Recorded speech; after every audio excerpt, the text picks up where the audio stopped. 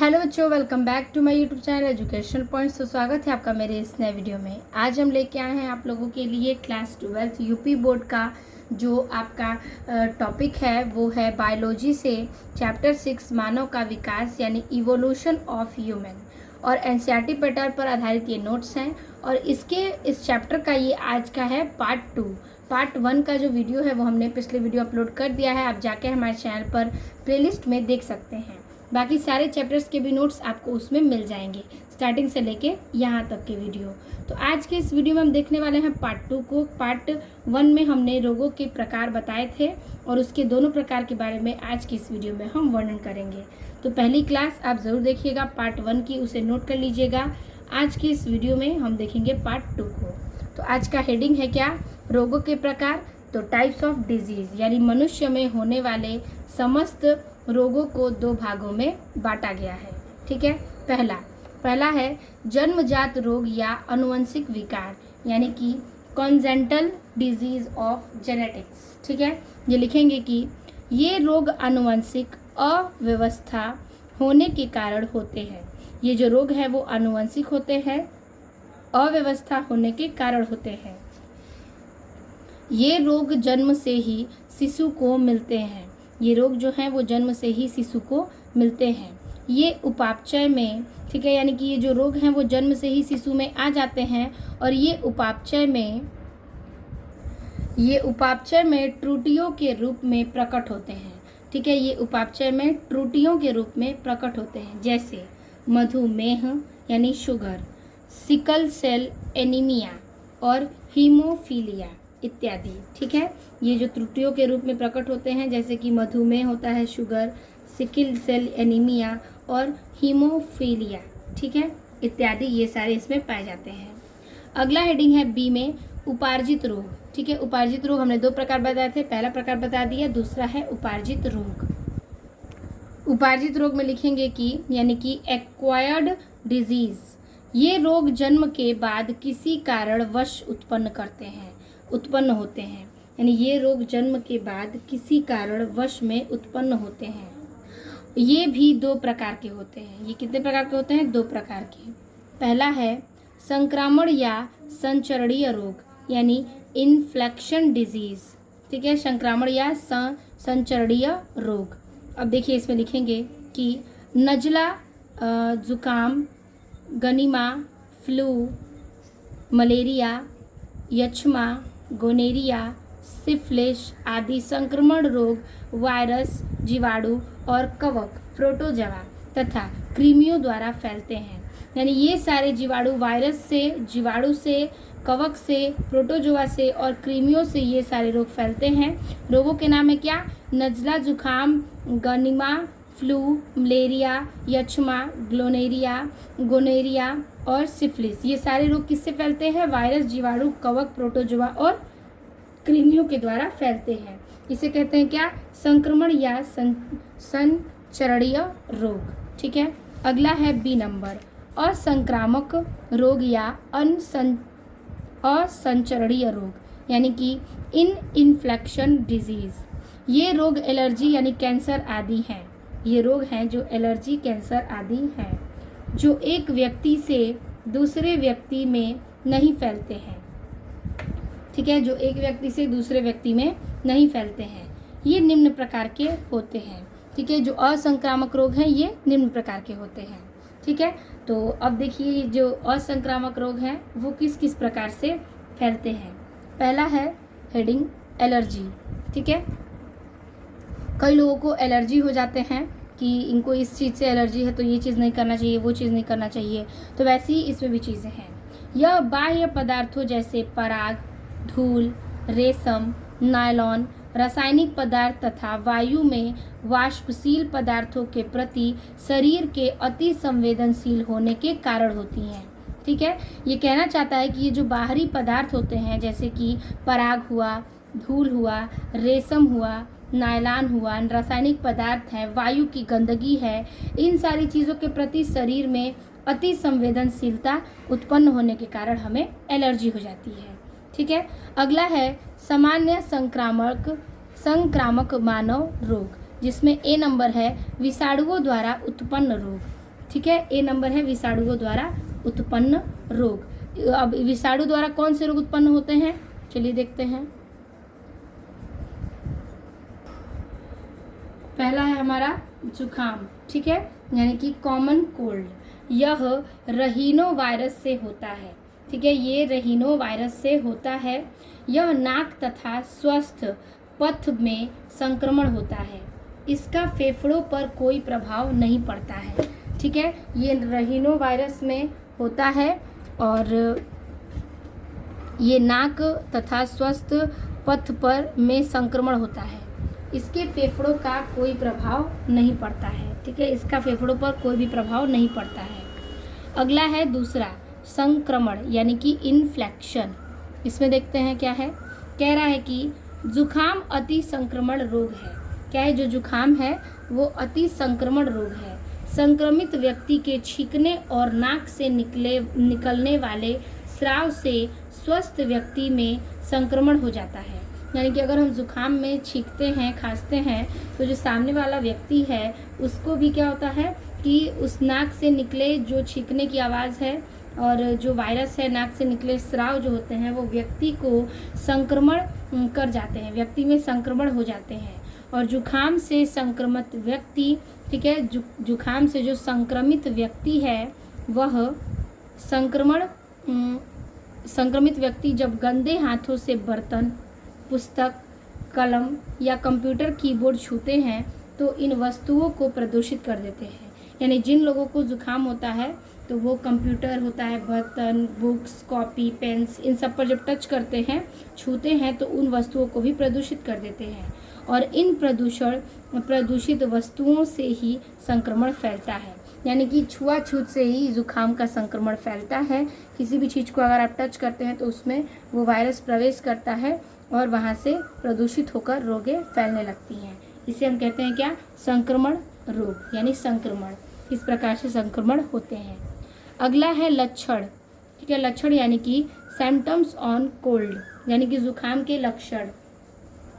नाक बंद होना, सांस लेने में परेशानी, गले में खराश, गले में दर्द, सिर दर्द, नाक की म्यूकोसा में सूजन आदि, ठीक है।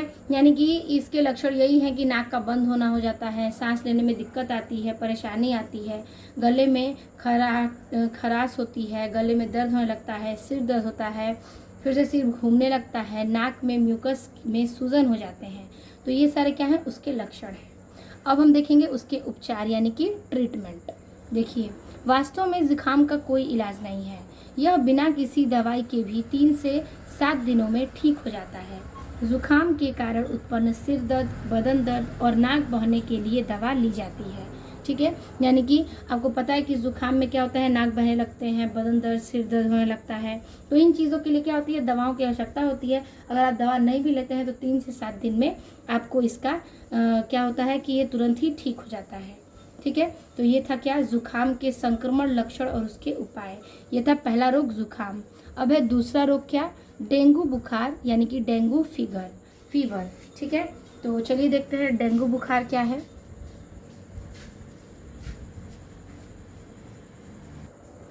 तो डेंगू बुखार में लिखेंगे कि डेंगू बुखार भी वायरल संक्रमण से होने वाला बुखार है।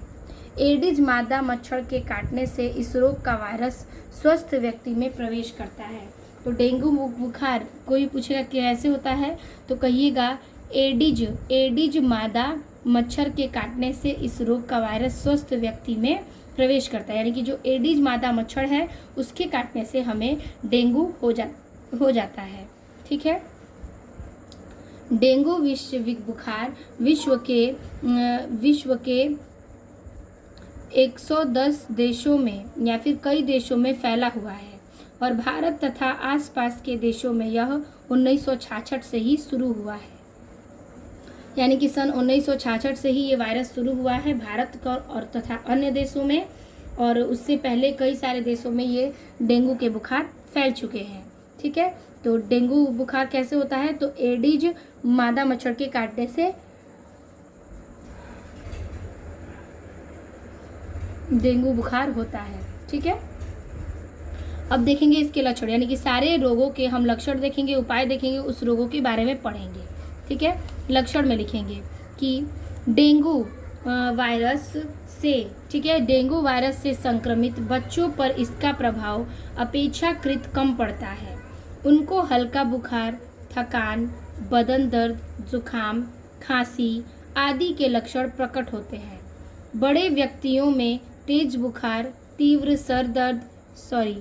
सिर दर्द तथा बदन दर्द देखा जाता है कि कुछ व्यक्तियों में नाक, मुंह या आहार नाल से रक्त निकलता है। कभी कभी फेफड़ों में रुधिर वाहिनियों से रुधिर क्या होता है, रुधिर वाहिनियों से रुधिर इनमें रिसने लगता है। ठीक है, रुधिर रिसने लगता है। तो लक्षण में यही कह रहा था किस प्रकार से कि ये जो लक्षण है वो डेंगू वायरस से संक्रमित बच्चों पर इसका प्रभाव कम पड़ता है और बड़े लोगों पर ज़्यादा पड़ता है। तो हल्का बुखार, थकान, बदन दर्द ये छोटे बच्चों में होता है, और अगर बड़े लोगों में होता है तो क्या होता है कि नाक के मुख से तथा आहार नाल से रक्त भी निकलने लगता है इस सारे डेंगू बुखार में, यानी कई सारे बड़े बड़े सिम्टम्स दिखने लगते हैं। ठीक है, और देखेंगे इसका उपचार यानी ट्रीटमेंट। तो लिखेंगे इसमें कि डेंगू वायरस के प्रति अभी तक कोई वैक्सीन नहीं बना है। डेंगू बुखार के प्रति अभी तक कोई भी वैक्सीन नहीं बना है। ठीक है, अतः मच्छरों के काटने से बचना ही डेंगू के बचने का एकमात्र उपाय है। यानी डेंगू बुखार से बचने के लिए हमें मच्छरों से बचे रहना ही इसका एकमात्र उपाय है। अब हम देखेंगे नेक्स्ट जो है रोग, वो है स्वाइन फ्लू। स्वाइन फ्लू क्या है? हमने सारे नाम आगे पढ़े थे, वही सब चीज़ें हैं। स्वाइन फ्लू क्या है? यानी कि H1N1। तो ये H1N1 जो है वो वायरस के द्वारा होने वाला फ्लू है। क्या है कि होने वाला वायरस के कारण फ्लू है। इसे स्वाइन फ्लू इसलिए कहते हैं कि पहले ये सूअर के संपर्क में रहने वाले लोगों में ही रहता था। यानी जो स्वाइन फ्लू है वो सूअर के संपर्क में रहने से होता था। तो ये पहले सूअर के जो संपर्क में लोग रहते थे उनके साथ होता था, लेकिन सन 2009 से स्वाइन फ्लू ने सर्वव्यापी रूप ले लिया था। यानी कि 2009 के बाद स्वाइन फ्लू जिस सूअर के पास लोग नहीं भी रहते हैं उनको भी ये सारी चीज़ें होने लगी, सर्वव्यापी हो गया, यानी किसी भी शरीर में यह प्रवेश कर सकता है स्वाइन फ्लू। तो अब देखेंगे इसके लक्षण क्या है, फिर इसके उपचार क्या है।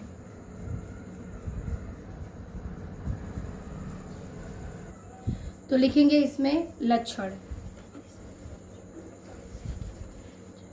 यानी कि सिम्टम्स। पहला, गले में खराश रहती है। पहला है कि गले में खराश रहती है। दूसरा, रोगी व्यक्ति खांसता और छींकता है। तीसरा, नाक बंद रहती है या जुखाम के कारण बहती रहती है। चौथा, कभी कभी इससे निमोनिया, श्वास रोग, सांस लेने में परेशानी या अस्थमा के लक्षण भी विकसित हो जाते हैं। जो स्वाइन फ्लू है उसके लिए गले में खराश, रोगी व्यक्ति खांसने और छींकने लगता है, नाक बंद रहती है, जुखाम के कारण यह बहती रहती है, और इससे निमोनिया, श्वास रोग, सांस लेने में परेशानी, अस्थमा, कई सारे लक्षण दिखते हैं और कई सारे रोग विकसित हो जाते हैं। ठीक है, इसका उपचार यानी ट्रीटमेंट। स्वाइन फ्लू के संक्रमण से बचने का सबसे अच्छा उपाय फ्लू का टीका लगवाना है। यानी फ्लू का टीका लगता है, अगर आप वो टीका लगवा लेते हैं तो आप स्वाइन फ्लू के रोग से बच सकते हैं। अगला है रोग जो कि है चिकनगुनिया। चिकनगुनिया क्या है? तो इनके संक्रमण में आएंगे तो क्या होगा? तो चिकनगुनिया एक प्रकार का वायरल बुखार है। ठीक है, चिकनगुनिया एक प्रकार का वायरल बुखार है। यह चिकनगुनिया वायरस के संक्रमण से होता है। यह एडिस मच्छर की दो जातियों, ठीक है, एडिस मच्छर की दो जातियों ए एब्लोपिक्टस तथा ए इगिप्टी की मादा के काटने से फैलता है। यानी कि एडिस मच्छर में दो जातियां हैं, एक है ए एबोपिक्टस और दूसरा है ए इगिप्टी। मादा के कारण काटने से ये संक्रमण फैलता है, यानी कि चिकनगुनिया। इसके लक्षण देखते हैं। लक्षण में लिखेंगे कि चिकनगुनिया वायरस के संक्रमित व्यक्तियों के संक्रमण के, ठीक है, व्यक्तियों में संक्रमण के 3 से 7 दिन के बाद इसके लक्षण विकसित हो जाते हैं। यानी चिकनगुनिया वायरस से संक्रमित जो व्यक्ति हैं उनके संक्रमण के 3 से 7 दिन के बाद इसके लक्षण विकसित हो जाते हैं। और देखिए इस पर लिखेंगे पहला, चिकनगुनिया के रोगी में तेज बुखार तथा जोड़ों में दर्द होता है। दूसरा, सर दर्द, बदन दर्द, जोड़ों में सूजन पाया जाता है।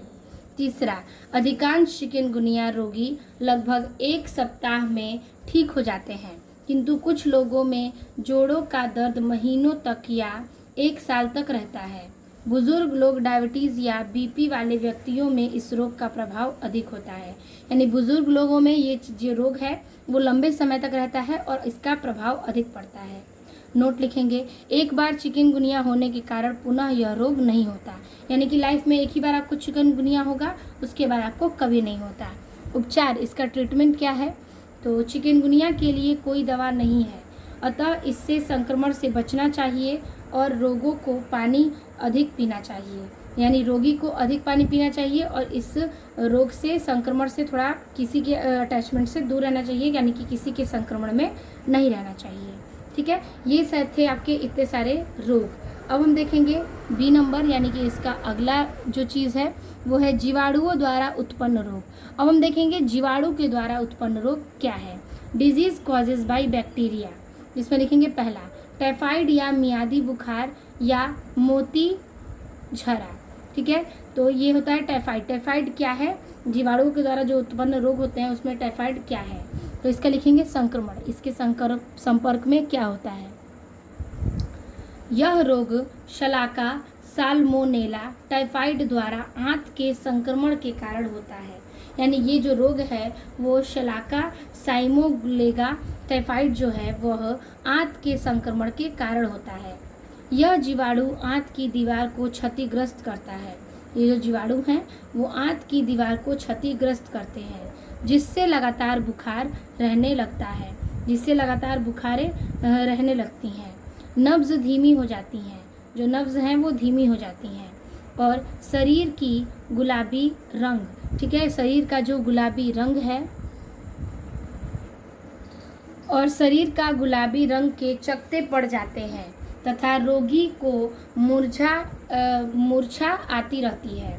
यह 2 से 3 सप्ताह तक रहता है, किंतु अस्थि मज्जा यानी प्लीहा, पित्ताशय आदि के संक्रमित होने के कारण इसके दोबारा होने की संभावना रहती है। ठीक है, यानी कि ये जो टाइफाइड है वह पित्ताशय, प्लीहा, अस्थि मज्जा आदि के संक्रमित होने के कारण दोबारा संभावना रहती है। ठीक है, दोबारा होने की भी चांस इसमें रहते हैं। अब लिखेंगे इसके लक्षण यानी कि सिम्टम्स, कि रोगी के मल मूत्र के साथ इस रोग के जीवाणुओं से शरीर से बाहर निकलते हैं, यानी कि मल मूत्र के साथ ये जो रोग हैं तो रोगों के जीवाणु शरीर से बाहर निकलते हैं, जो मक्खियों द्वारा पीने के पानी तथा खाने की वस्तुओं में पहुंच जाते हैं। ठीक है, अब देखेंगे इसका उपचार यानी कि ट्रीटमेंट क्या है। तो क्लोरोमाइटोसिन नामक औषधि से इस रोग में लाभ पहुंचाता है। यानी कि क्लोरोमाइटोसिन जो नामक औषधि है इस रोग के लिए लाभ पहुंचाता है और रोग के फैलने पर प्रतिरक्षण के लिए वैक्सीन के टीके लगवाने चाहिए और साफ सफाई पर ध्यान देना चाहिए। वैक्सीन के टीके भी लगवाना चाहिए और साफ सफाई पर ध्यान भी देना चाहिए। अगला रोग है न्यूमोनिया या फेफड़ों का शोथ। ठीक है, न्यूमोनिया या फेफड़ों का शोथ, तो इसमें लिखेंगे यानी कि प्नूमोनिया। ठीक है, प्लूमोनिया। तो न्यूमोनिया फेफड़ों का रोग है। ये रोगाणु फेफड़ों के एल्गोलाई की म्यूकोसा को संक्रमित करता है, जिसमें द्रव्य एकत्रित होने के कारण श्वसन में कष्ट होता है। जिसमें द्रव्य एकत्रित होने के कारण जो श्वसन है उसमें कष्ट होता है। यह बच्चों एवं बूढ़ों में अधिक होता है। क्या होता है? ये बच्चों और बूढ़ों में अधिक पाया जाता है, न्यूमोनिया और फेफड़े का शोथ। रोगों का फैलना, रोगों के फैलने में लिखेंगे कि रोगी के कफ और बलगम, ठीक है, रोगी के कफ और बलगम के कणों का श्वास के, ठीक है, कणों का श्वास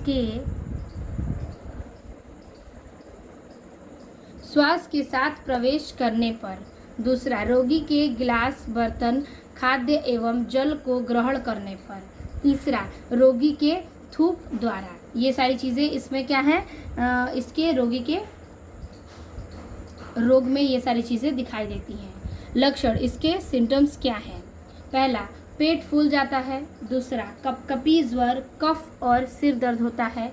तीसरा, थूक के साथ रक्त आने लगता है। ठीक है, ये सारी चीज़ें न्यूमोनिया में होती हैं।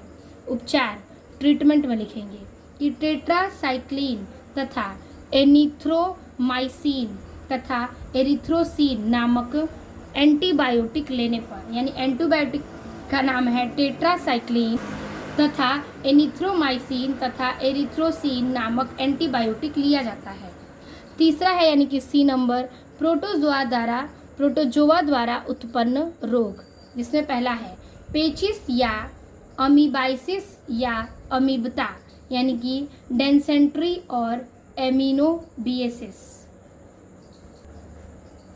इसमें लिखेंगे कि अशुद्ध जल होने वाले रोगों में एक प्रमुख रोग पेचिस है। ठीक है, अशुद्ध जल होने वाले रोगों में एक प्रमुख रोग पेचिस है और पेचिस दो प्रकार के होते हैं। पहला, अमीबिक, जो कि एंट अमीबा नामक सूक्ष्म रोगाणुओं से उत्पन्न होता है, यानी जी एमीबिक जो है वो एंट अमीबा के नामक सूक्ष्म रोगाणुओं के द्वारा उत्पन्न होता है। दूसरा है कि बैसिलरी, जो जीवाणु द्वारा उत्पन्न होता है और घातक भी होता है। ठीक है, बैसिलरी जो जीवाणु के द्वारा उत्पन्न होता है और घातक भी होता है। इसके लक्षण देखेंगे यानी कि सिम्टम्स। पेचिस के पेट में ऐंठन होती है और बार बार दस्त होने लगता है, यानी पेचिस के पेट में ऐंठन होने लगती है और बार बार दस्त भी होने लगता है। ज़्यादा बिगड़ जाने पर मल के साथ रक्त, श्लेष्मा अथवा आंव भी आते हैं। ठीक है, ज़्यादा बिगड़ जाने पर मल के साथ रक्त, श्लेष्मा और आंव भी आते हैं। इसमें हल्का ज्वर भी बना रहता है, इसमें हल्के हल्के बुखार यानी ज्वर भी बने रहते हैं। यह रोग शीघ्र दूर नहीं होता है, ये जो रोग है पेचिस का वो शीघ्र दूर नहीं होता। नोट में लिखेंगे कि कुछ पॉइंट्स हैं। इस रोग के रोगजनक एंट अमीबा हिस्टोलिका आंतों की झिल्ली में विशेष प्रकार के घाव उत्पन्न कर देते हैं और कभी कभी जिगर यानी यकृत और तिल्ली यानी कि स्प्लाइन तक पहुंच जाता है और उसमें विशेष प्रकार के फोड़े या अल्सर उत्पन्न कर देते हैं, यानी कि ये कभी कभी यकृत में और तिल्ली तक पहुंच जाते हैं और उसमें विशेष प्रकार के फोड़े और अल्सर भी उत्पन्न करते हैं। कारण लिखेंगे, इसका कारण क्या है? कारण यानी कि रीजन। पेचिस उत्पन्न करने वाला प्रोटोजोआ एंट अमीबा हिस्टोलिका और मानव प्लीहा में पाया जाता है। ठीक है, मानव विस्टा में पाया जाता है। जो पेचिस के द्वारा उत्पन्न प्रोटोजोआ और एंट अमीबा है वो हिस्टोलिका और मानव विस्टा में पाए जाते हैं। हैजे की तरह ही इसका वाहक मक्खियाँ होती हैं। हैजे की तरह ही इसका वाहक क्या है? मक्खियाँ हैं। उपचार यानी ट्रीटमेंट, इसमें लिखेंगे कि गंदगी की रोकथाम, जल की शुद्धता, खाने पीने की सावधानियाँ आदि में सावधानी बरतनी चाहिए तथा रोग हो जाने पर मेट्रोजिल, डिवेंड्रॉल नामक आदि कोई भी दवा लेनी चाहिए। यानी कि गंदगी के रोकथाम के लिए जल की शुद्धता, खाने पीने की सावधानियाँ आदि में सावधानियाँ बरतनी चाहिए तथा रोग हो जाने पर मेट्रोजिल, डिपेंडॉल नामक आदि के कोई भी दवा लेनी चाहिए। ठीक है, ये इसके क्या है? उपचार हैं। तो ये हो गया आपका पेचिस के और अमीबाइसिस का रोग जो है वो प्रोटोजोआ के कारण कैसे उत्पन्न होता है, उसके क्या लक्षण हैं, उसके क्या कारण हैं, उसके क्या उपचार हैं। अगला है डी नंबर, यानी कि हेलमिंथ्स द्वारा उत्पन्न रोग, यानी डिजीज कॉज्ड बाय हेलमिंथ्स। अब देखिए पहला इसमें कि एस्केरियासिस रोग यानी कि एस्केरियासिस डिजीज। इसमें लिखेंगे यह रोग एस्केरियासिस नामक गोल कृमि के द्वारा होता है। और एस्केरियासिस मनुष्य विशेषकर बच्चों की आंत का परजीवी है।